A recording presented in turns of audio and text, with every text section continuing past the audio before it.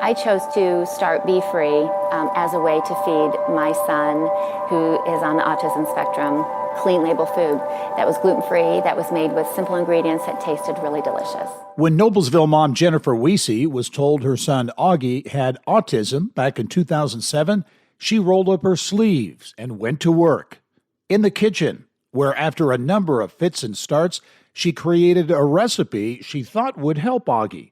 Wiese went to market with her BeeFree gluten-free snack mix 15 years ago, and she's never looked back. I see BeeFree in convenience stores across the country. I see it in specialty stores, in mainstream groceries.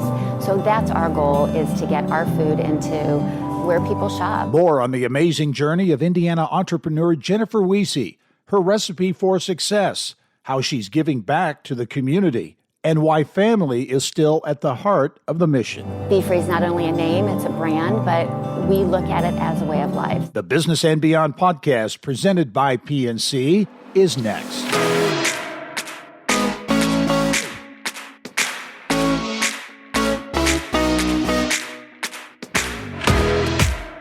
And I'm pleased to be joined on the podcast this week by Jennifer Wiese. Jennifer is the founder of BeeFree. It's a line of gluten-free granola snacks inspired by her son. Jennifer, thanks for joining me. Thank you. Happy to be here. Yeah, your story is a great one, and I certainly have enjoyed having you on the TV show in the past. It's been a while, though, and I know there's a lot you can talk about in terms of growth and your journey as an entrepreneur and all those kinds of things. But first of all, to get people who may not know about BeeFree, give us the thumbnail description of your products and why they're unique. Of course. Thank you. So BeeFree makes a line of gluten-free, simple, pure ingredient snacks. And we do that because we saw a need in the marketplace way back in 2007 when my son was diagnosed with autism. And we really looked at food as medicine for him, and kind of way back before many people were really doing that. It wasn't really that popular, but it certainly was effective for our son and for our family. And so our snacks are all based around simple ingredients. Number one, they're gluten-free. Number two, they're all ingredients that you can pronounce and identify. Super simple, short ingredient list. And we're really focused on taste as well. So, we're looking to create customers for life. We want people to see our packaging in the stores and in the airports and wherever they are, and identify it with, number one, delicious food, and that's made with simple, pure ingredients. And then, right alongside of that, our real heartbeat is jobs for people with autism. And so we'll probably talk about that later. I would imagine you might have some questions about that. But tasty, convenient food that supports your body and your soul. Take us back to that moment when your son was diagnosed and how that sparked this idea for BeeFree.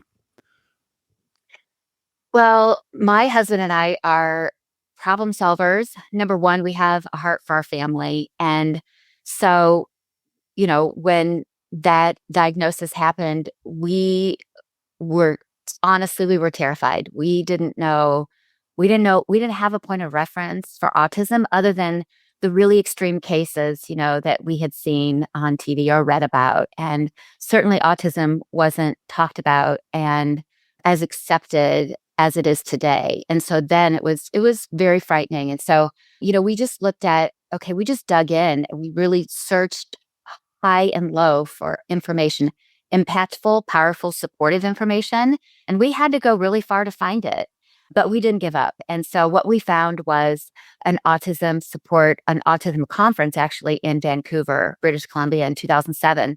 And we went there and we learned about all these things that people were doing to help support loved ones with autism. And one of those was gluten-free. And that was the thing that we felt the most comfortable about. We could kind of wrap our hands around that. None of it seemed foreign or really harmful. And so that's where the idea came from. And because there weren't a whole ton of great choices in the marketplace when we got back home, we just got busy in our kitchen, enlisted my mom, and she came right alongside of me eagerly, willing to help and create some gluten-free recipes that tasted really good. but So it took a you, long time. yeah, so it was trial and error, I guess, testing It in the was. kitchen and finding out what tastes good. Talk about what that was like. That had to be an interesting time in your life. It was very interesting. And, also because there weren't websites and we didn't have this access to videos and information like we do now. I mean, the closest thing that my mom found was a lady who wrote a cookbook. She was in Fort Wayne. She wrote a cookbook all about gluten-free, and it had black and white pictures. And I was so excited to get something that was tangible that I could really put my hands around and really start to kind of just practice. And we joked that our dog got really fat during those days because we fed the scraps to our dog, and there were so many things that just didn't taste good. And it literally, I know you're going to laugh at this, Gary, but it took years for us to develop recipes that tasted really good, that you couldn't tell the difference between gluten-free and not gluten-free. It was just good and everybody wanted to eat it. Yeah, so So it took some time. it did. How many rejections of recipes did you probably make back in those days before you found something that you liked? Well, I have the original cookbook that is just a notebook that I would use to write recipes or edit recipes, and then I would make notes on it, and I would check off how many times I made or remade the recipe until it was just right. And there's a lemon cake in there that I tried 18 different versions of the recipe to find one that was just right. Wow. So, Wow. Wow, that's so crazy. few. Yeah, I want to talk more about the early days, but let's go fast forward to today in terms of from those beginnings and all of the trial and error.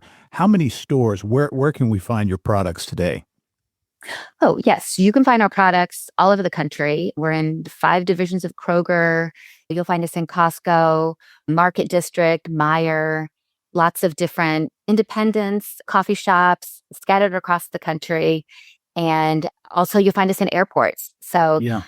yeah, you'll find us. That's a brand new venture for us. So, you'll find us in about 361 airport locations throughout the country at Hudson News. Mhm. And so we're really just super excited about that. And we actually were at the Indianapolis airport last week. They invited us to come and do a tasting on World Autism Day. So that was really fun to take our team out there and get some exposure. Yeah. So Did you always view this as a business opportunity, or did it just the business opportunity just kind of come along? it just came along. I've always had entrepreneurial spirit. My first business was when I was in high school. My mom and I started a gift wrap company, and then I had a jewelry business after that. So I've always had that entrepreneurial itch kind of inside. But in the early days when I started this, it was purely finding a solution for my son. And then the timing was right. 2008 rolled around. We were doing some farmers markets, and we got really incredible confirmation from our community that people wanted what we had. And I have that personality that, I like to be challenged with a problem and find a solution for it. And I'm also a giver. So I just, all those things kind of combined, I felt like I had something that was a little bit of a secret that I was able to figure out. And if I could share it with other people, it would make their lives easier. It would make their lives tastier and healthier. And so I just felt like I had something to share. And I was supported by my family and my community. And so, yeah, so it started in 2010. Yeah, do you remember that kind of that moment that you realized that hey, maybe we have something here, you've got some great tasting products, people are going to be interested in it. You started to connect with some stores and some outlets. When was that? Well, I think the first big aha moment was I delivered a birthday cake. Those were back in the days when I was making everything in a small rented kitchen in downtown Noblesville, and I was hand delivering things. And so I had to order for a birthday cake, and it had a Star Wars kind of theme to it. And I hand delivered it to this woman, and she answered the door and she looked at the cake and she broke down in tears. So it was her 30th birthday. She had been diagnosed with celiac disease for many, many years, and she couldn't remember the last time she was able to eat a birthday cake because no one could make a gluten-free birthday cake.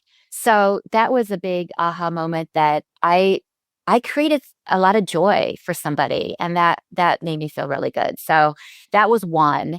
And then the other was when I got my first kind of retail account, and that was Earth Fare. When they first came to Noblesville, it was their first store in Indiana.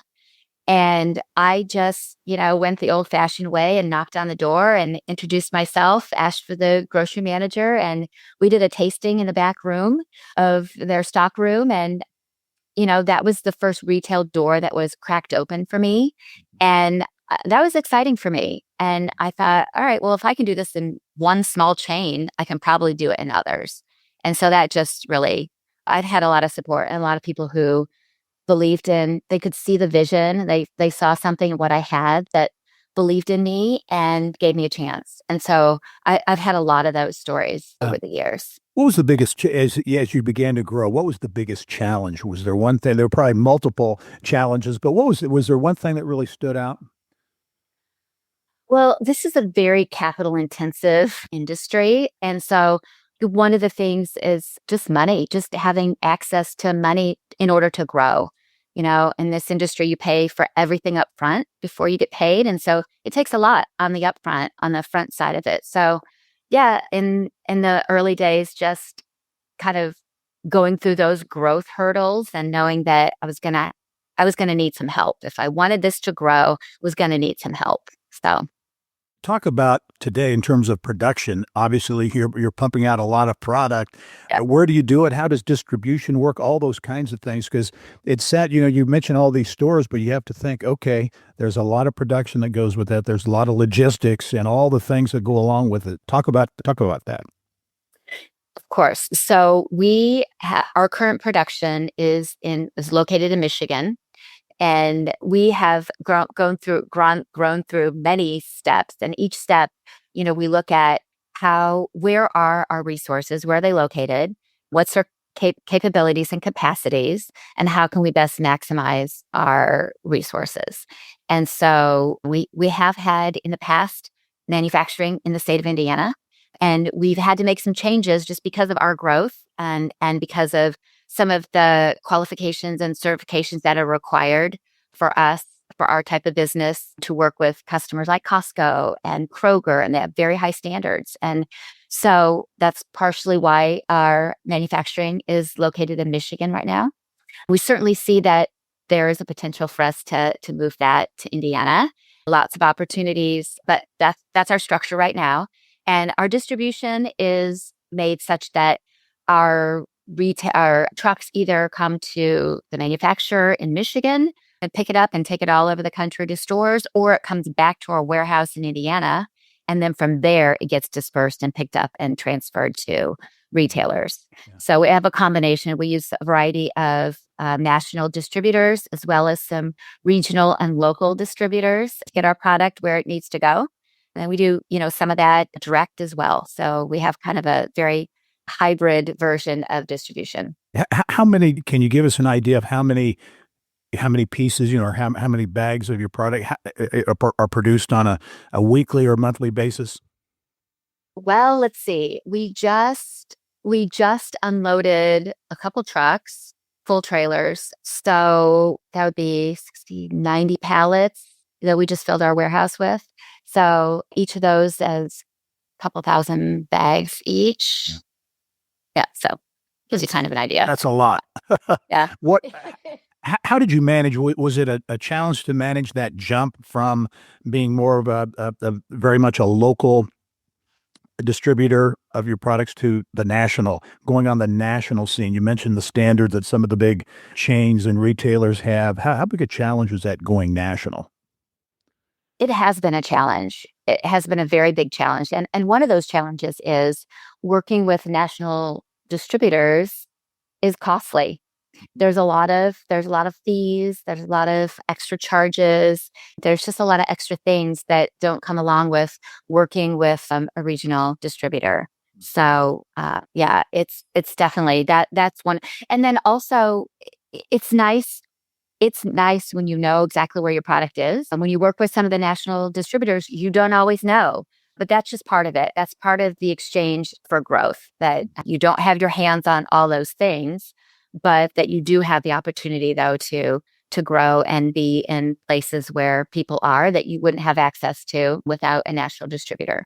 Yeah, So, give us an idea of your products, the different flavors and things you have, because I'm sure you've diversified a bit since those early days. And what inspires decisions to go a certain way on products? yeah, so our hero products right now are our Warrior Snack Mix. And those mixes have been around since 2014. We're a family business, as you know, and so we have each product is named after a family member. So we've got Augie's original. He's our son who BeeFree was created for. So he's got the original. We have four sons. So each of the Warrior mixes are named after one of our sons. And then one of our newer products is our Warrior granola cookie bites, as well as some mini bars. And so those are two new products that allow us to offer a variety of price points, a variety of sizes, a variety of flavor profiles. And so, yeah, so what kind of dictates those changes and those new products, a lot of it is we pay attention to all the trends, and we go to trade shows and read journals and all those kind of things just to kind of keep up with what's going on out there in the food scene. Yeah. But also we listen to our customers.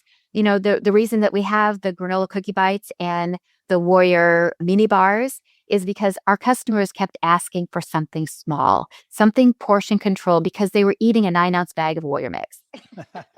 While that's a great compliment, Yeah. it's a lot of calories. And so this is the answer, the 3 bites mini bar, which is under 100 calories, and has one of them has oats in them, which is a lower price point. It's not all almonds, so the difference in price is, almonds are 3 times more than oats are. So it's a lower price point and a portion controlled option, and kids love it. So it's a great option for parents to provide their children as well too. So Yeah.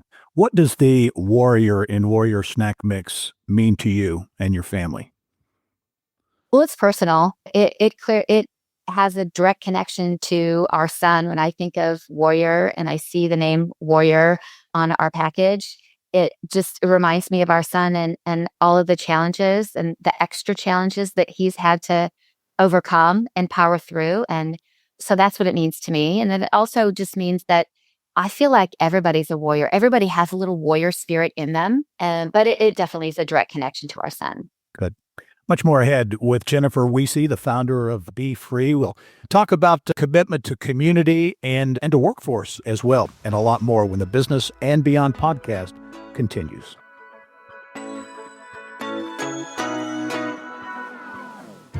At PNC Bank, we're committed to making a difference in the lives of our customers and communities by helping them move forward financially. As a Main Street bank, we try to do right by our customers with every encounter. Our local teams offer personalized financial advice to help guide you in making the best decision.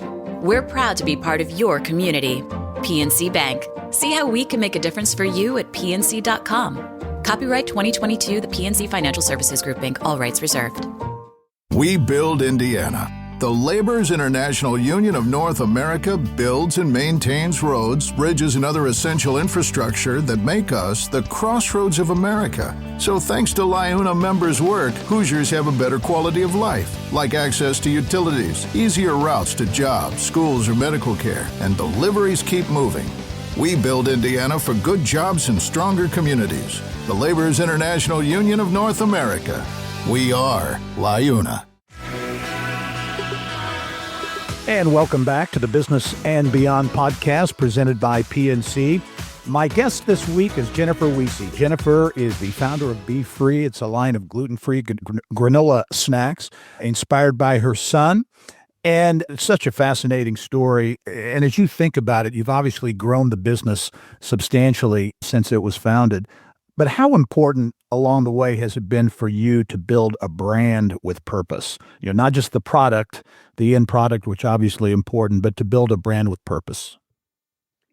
It's always been there. I just didn't know exactly what it looked like in the beginning.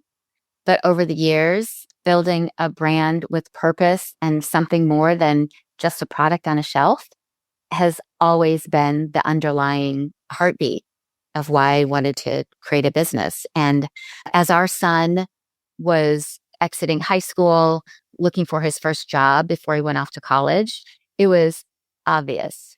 It was so crystal clear of what that purpose could be. And that purpose was all based around workforce development for people with disabilities and support of the whole process of interviewing, getting a job, keeping a job, all of those things. So that experience, that front row seat that we had during that time in our life was really laid the groundwork for what we're doing right now with our Warriors at Work job training program. Yeah, talk about that because I know that's something near and dear to your heart and very important for Indiana as well. I think the state of Indiana has been supportive. Talk about the program. Yes, the state has been very supportive. So for a couple years now, we've been doing this program on our own, self-funded, just trying to make a difference in our community. And so we have been working with some young adults with autism on job skills and training. And we have partnered with some of the local schools and a couple of other organizations in the Noblesville, Hamilton County area to help do that. And we have for years have been working to make it bigger, to figure out how can we do this on a larger scale so that number one, more young adults have access to our programs and that we can help equip them with skills so that they can be employable. And so just recently we've gained the support from Indiana Vocational Rehabilitation. And so they're helping fund our program and we are an official Voc Rehab training site. And so we just 4 weeks ago started our first official program. And it's under our nonprofit, which is BeeFree Bakes. We created that nonprofit so that we could gain the support, from our community and our state and other stakeholders. And so our Warriors at Work program started just 4 weeks ago. It's a 12-week program. And, participants are paid to be part of the program, which makes it very unique. That doesn't always happen, that you get paid to train. And so we feel really passionate about that because number one, they are working hard. They're working very hard to learn and to gain some new skills, and they should be rewarded for that. But also they're giving up their time and their effort and their energy as well too. So we're really, really excited about it. And we have a waiting list already for our next session, which will start in June.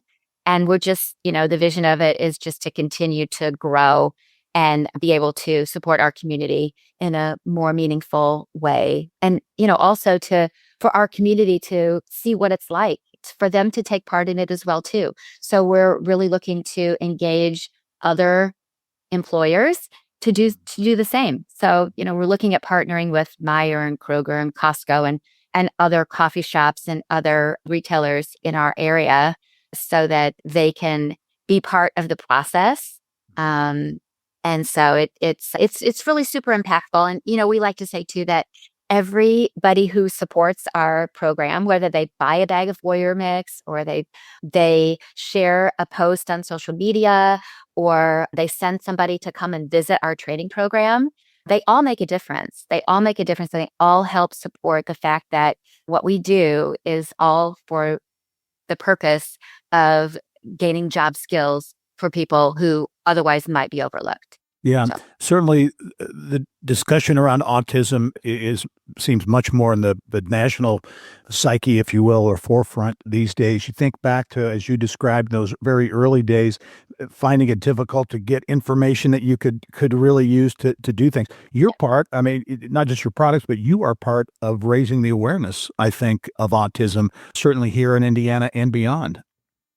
I hope so. I mean, that's the more people we get talking about it, the more people we get sharing our information, coming to visit us, just being curious, the bigger impact that's going to make. So, I really applaud the city of Noblesville as well too. They about a year ago developed the Advisory Council on Disabilities, and I get to be part of that, which I'm really super proud of. But, those kind of things, there are other communities around the state that have something similar, but the more we do things like that together, I mean, join forces and link arms to just create awareness and start talking about the things that haven't been talked about, maybe ever, the more we're able to really normalize that and give a platform for people with disabilities to be included in their environments where they live, work, and play. Yeah. Back on a business question here now, as you think back over these years since starting the company, is there a lesson, the biggest lesson you've learned being an entrepreneur, being a business owner? You have to wear many hats and do a lot of different things, I know. Anything in your life as an entrepreneur that you look at, anything you've learned very important? Well, I would say there have been so many lessons, and a lot of times I've learned the very hard way as that happens, but I don't come from a food background. I don't have education or training or even experience in food manufacturing. I had one job as a server. So that's pretty much my professional experience in food. But I would say that as an entrepreneur, I've learned to be resilient and very persistent. And I think those are two of the really big qualities and really big skills that I've developed over the years. And those are the things that really kind of keep me moving forward and always keeping my eye on the North Star, right? So knowing like why am I doing what I'm doing? Yeah. And on the hard days, that really helps keep me moving forward. But, not letting the naysayers knock you down or slow you down is, probably something else that I would say, you know, Yeah. don't pay attention to. Yeah. I wanted to ask you that you really answered it there, but staying true to your mission as the company grows, because there's so much that Right. goes with just growing the company. How do you do that? How do you, kind of keep that focus on mission? Well, number one, my husband, we're in business together. This is a family business. He helps keep me focused. I mean, in all truth, like it's really nice if you have somebody like that because it's so easy to get distracted. There's so many things pulling at you for your attention. We have a for-profit company and a nonprofit organization. And so there are a lot of things that ask and plead for my attention. But when I get when I get offside, Michael is right there to kind of like put me right back on track. And that's really valuable to me. So I definitely am not a one girl show. I've never really tooted my own horn that this is all me. It never really has been. I might have had some of the original ideas, but the reason that BeeFree is growing and thriving is because of our team. We have a really small, tiny little team, but we're so mighty and passionate and powerful. But also it's because of all the support that we have gained over the years. And we've worked hard to, kind of show who we are. And it's also, we're this little Indiana company, but we have a national presence. So writing that fine line of like, are you too small? Are you too big? Are you like, where are you and who are you and how do you wear all those hats? So, it's a balancing act and just trying to stay authentic. And also our son works with us at BeeFree as well too. So he's a nice reminder of when I get to work with him and I get to see him in action of why we do what we do. So Okay, big question. What's next for BeeFree? You have so many things going on the business side, on the nonprofit side, and really making an impact in workforce here in Indiana. Well, where do you see BeeFree in say 5 to 10 years?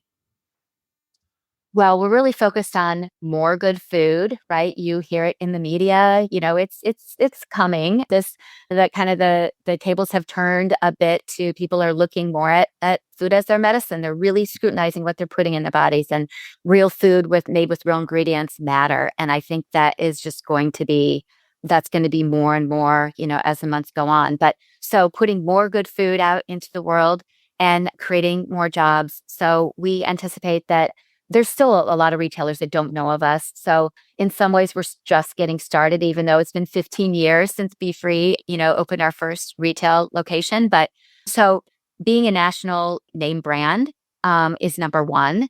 And then number two is getting our job training program across state lines. So, we're putting programs together so that we can share our training program with others and across state lines. So that's, that's where we're going.